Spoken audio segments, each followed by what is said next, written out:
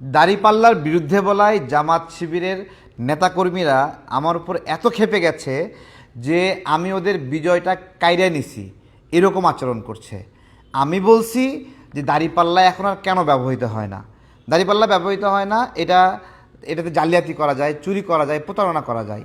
আজকেই আপনি একটা মাংসের দোকানে গিয়ে এই দাড়িপাল্লায় যদি মাংস মাপতে চায়, আপনি সেখান থেকে মাংস কিনবেন না। সবজির দোকানে গিয়ে এই দাড়িপাল্লা যদি ব্যবহার করে, আপনি সেখান থেকে সবজি কিনবেন না। কেন? কারণ এইখানে একটা সুতায় প্যাঁচ দিলে আর ধরার মধ্যে বাঁ করে ধরলেই এটাতে প্রতারণা করা যায়। এটা আমরা সবাই জানি কেন এটা বাতিল হয়ে গেছে। আমি এইটুকুই বলেছিলাম। আজকে আমি আমার এই বক্তব্যের সত্যতা পাচ্ছি কিভাবে, দেখেন কিভাবে বলছে। আমার মনে হচ্ছে আল্লাহ তাআলা সিদ্ধান্ত নিয়েছেন জামাত ইসলামীকে ক্ষমতায় দেবেন, না হলে একজন বলছে তার মনে হচ্ছে আল্লাহ সিদ্ধান্ত নিয়ে নিছে জামাত ইসলাম ক্ষমতায় চলে আসবে বা জামাতকে তিনি ক্ষমতা দিয়ে দেবে, এবং একদল ছাগল সেই সাথে ঠিক বলে উঠছে যে হ্যাঁ ঠিক বলছেন হুজুর। তো এই যদি অবস্থা হয় যে আল্লাহ কি ঠিক করে রাখছে, জামাতের নেতাকর্মীরা সব জানা যাচ্ছে। তারা আগে থেকেই ডিক্লারেশন করতেছে যে আল্লাহ মনে হয় এইটাই সিদ্ধান্ত নিয়েছে। তো আজকে এই হুজুরের আরেকটা বক্তব্য শুনছিলাম, সেইখানে যা বলছে এদেশের মানুষ তা মেনে নেয় নাই। জামাতের এই কথাগুলো এদেশের মানুষ মেনে নেয় নাই। বলতেছে পুলিশ তাদের কথায় উঠবে বসবে, প্রশাসন তাদের কথায় উঠবে বসবে। এইটা কেমন অধ্যত্ত আচরণ যে সে বলছে তাদের কথায় মামলা দিতে হবে, মামলা নিতে হবে। চলুন আমরা একটু শুনি এটা। প্রশাসনের যারা আছে তাদের সবাইকে আমাদের আন্ডারে নিয়ে আসতে হবে। আমাদের কথায় উঠবে, আমাদের কথায় বসবে, আমাদের কথায় গ্রেপ্তার করবে, আমাদের কথায় মামলা হারাবে। মানে উনি যেভাবে জোশের সঙ্গে বলছেন তার কথায় উঠবে বসবে, তার কথায় মামলা হবে, আর একদল ছাগল যেখানে হু দিয়ে উঠছে, তা বাংলাদেশের জন্য অবশ্যই একটা আতঙ্কের হু।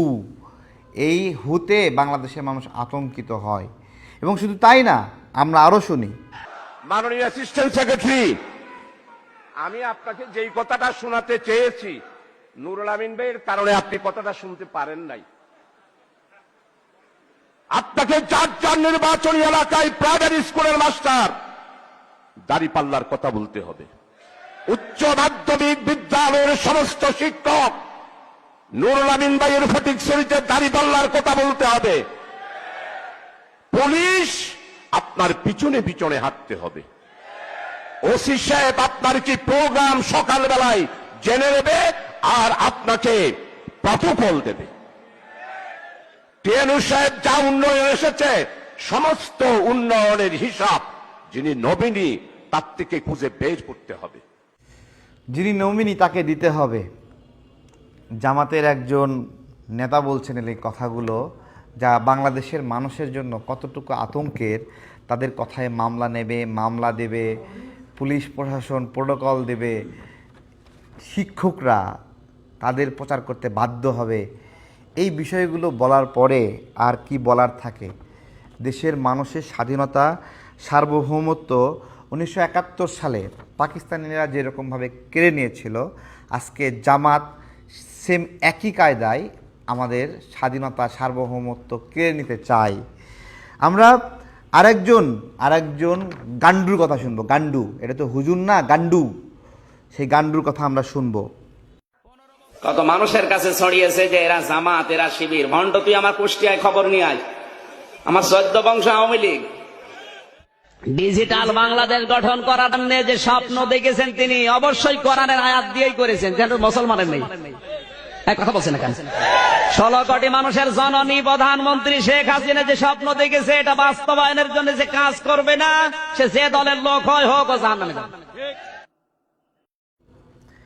হেও বলে জাহান্নামে যাবে, আবার সাথে লোকগুলো বলে ঠিক। তো কত বড় জালিম যে একটা শাসক ডিজিটাল বাংলাদেশ বানাবে, এটাতে যদি সমর্থন না করে জনগণ, তাহলে জাহান্নামে যাবে। জাহান্নাম এদের হাতের মোয়া, জান্নাত এদের হাতের মোয়া। আপনারা হাদিসের ওই অংশটুকু শুনেছেন যে দজ্জাল এক হাতে জান্নাত আর এক হাতে জাহান্নাম নিয়ে বলবে যে তোমরা কোনটাতে যাবা। মানুষ যদি মনে করে দজ্জালের জান্নাতে যাবে, দজ্জাল তাকে জান্নাতে পাঠাবে, কিন্তু মানুষ কই যাবে? মানুষ যাবে জাহান্নামে। কারণ এই দুনিয়াতে জান্নাত এবং জাহান্নাম বেচার একমাত্র অধিকার দজ্জালের কে দিবে? আল্লাহ। তাহলে এই জামাত কি দজ্জাল? আমি জিজ্ঞাসা করছি। আবার দেখলাম তাদের একজন নেতা বলছে ভূমিকম্পে তারা নাকি ক্ষমতায় গেলে ভূমিকম্পে এত ক্ষতি হবে না। ভাই, এটা তো দজ্জালের বলার অধিকার আছে শুধু, মানে এর তো কোনো আলেম বলতে পারে না। তো এই যখন আপনাদের অবস্থা, আমরা কি বলবো? জামাতে ইসলাম এই দাড়িপাল্লা নিয়েই আমি বলেছিলাম, এই দাড়িপাল্লার মাপে ভুল, এই জন্য বাতিল হয়ে গেছে। এবার এই দাড়িপাল্লার মতো জামাতের যে নীতি নির্ধারণী, সেইটাতেও যে কত ভুল। এই যে জান্নাত জাহান্নাম বেচে, এই যে জাহান্নাম বেচে, এই যে আমির হামজা বলতেছে যে শেখ হাসিনাকে সমর্থন না দিলে তারা জাহান্নামী হবে, এর চেয়ে বড় জালিম আর আছে? এরাই তো জামাত চালায়। এদেরকে যদি বাদ দেন তাহলে কে থাকে? কে থাকে? শফিকুর রহমান সাহেব তিনি কোনো আলেম? তিনি কোনো আলেম? নায়েবে আমির তাহির সাহেব তিনি কোনো আলেম? আলেম নাম দিয়েছে জামাতে ইসলামী, মানে কি মুসলিমদের জামাত। আসলেই কি এটা মুসলিমদের জামাত? আসলে কি এটা ইমানদারদের জামাত? আমি জিজ্ঞাসা করছি, কেউ উত্তর দিতে পারবে? তারা নামের সঙ্গে দেয় অধ্যাপক। 3 দিন কলেজের শিক্ষক হয়ে নাম দিয়েছে অধ্যাপক। কলেজের শিক্ষক হলেই কেউ অধ্যাপক হয়? কলেজের শিক্ষক হওয়ার পরে সে লেকচারার হয়, প্রভাষক হওয়ার পরে সে অ্যাসিস্ট্যান্ট প্রফেসর হয়, সহকারী অধ্যাপক। এরকম সহকারী অধ্যাপক, সহযোগী অধ্যাপক, বিভিন্ন কিছুর পরে একটা পূর্ণ অধ্যাপক হয় 10 বছর 12 বছর শিক্ষকতা করার পরে। 3 দিন শিক্ষকতা করার পরে নাম দিছে অধ্যাপক। জামাত করলে সে অধ্যাপক, জামাত করবে অধ্যাপক হতে পারবে না, এরকম না। তো এই যাদের অবস্থা, তাদের অবস্থা নিয়েই বলছিলাম। দাড়িপাল্লা যে এরকম বাতিল হয়ে গেছে ভুল ভাল মাপের জন্য, চুরি করার জন্য, জাতিলিপ্তি করার জন্য, তেমনি জামাতে ইসলাম যে ইসলামের প্রচার করে ওইটাও এই দাড়িপাল্লার মতোই। তারা আবার বলে এই দাড়িপাল্লাই নাকি আল্লাহর দাড়িপাল্লা। High high high high. এবং দেয় যে এটা হলো মিজান।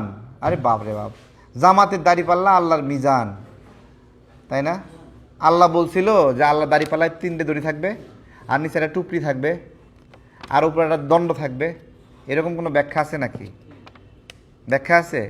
আল্লাহ নেকি এবং পাপের মধ্যে ভারসাম্য করবে, সেটাতে জামাতের দাড়িপাল্লাতেই করবে, এর কোনো কথা আছে? এই জন্যই বলছিলাম আমি, দাড়িপাল্লার দিন শেষ, ডিজিটাল মিটারে বাংলাদেশ বলাতে পুরা খেপে খুপা শেষ। খেপে লাভ নাই, খেপে লাভ নাই। যারা এভাবে মানুষের অধিকার হরণ করতে চায়, এভাবে বলে যে আল্লাহ সিদ্ধান্ত নিয়েছে জামাত ক্ষমতায় আসবে, তারা নির্ঘাত জালিম। মুসলিম হওয়ার জন্য জামাতে ইসলাম করা জরুরি না, নামাজ পড়ার জন্য জামাতে ইসলাম করা জরুরি না, জরুরি না। একজন বিএনপি, আওয়ামী লীগ, জাতীয় পার্টি, এনসিপি, গণ অধিকার, জাসদ বাসদ যেই দলই করুক, একজন মুসলিম সে যে কোনো রাজনৈতিক মতাদর্শে থেকেই মুসলিম থাকতে পারবে, নামাজ থাকতে পারবে।